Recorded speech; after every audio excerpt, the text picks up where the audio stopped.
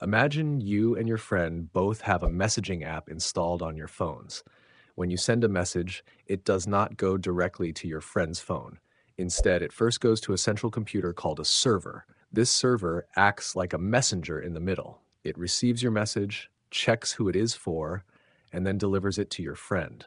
The same process happens with photos, videos, and voice messages. Your file is first uploaded to the server, and then your friend downloads it from there. To keep everything secure, messages are encrypted. This means they are locked with a special code so that only the sender and the receiver can read them, not even the company itself. Now I want to show you a messaging application that I built myself.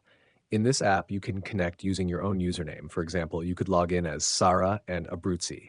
Sarah can send a message to Abruzzi, and Abruzzi can send a message back to Sarah, just like in WhatsApp. I have shared the project code on GitHub, and now I will show you step by step how you can run this project on your own computer.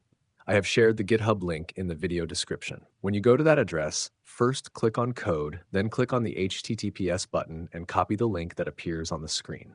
Create a new project in VS Code. You need to have Git and Python installed on your computer. If you don't have them installed yet, I have added videos in the description explaining how to install both of them. I need a Git bash terminal, and use the git clone command with the link you copied to clone the GitHub project into your project folder.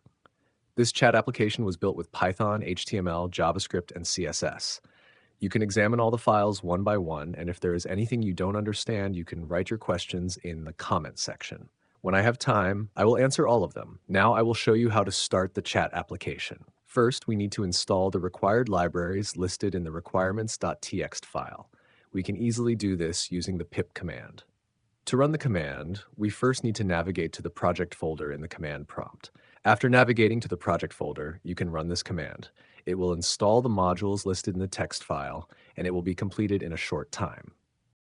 Then let's run the app.py file with the Python command.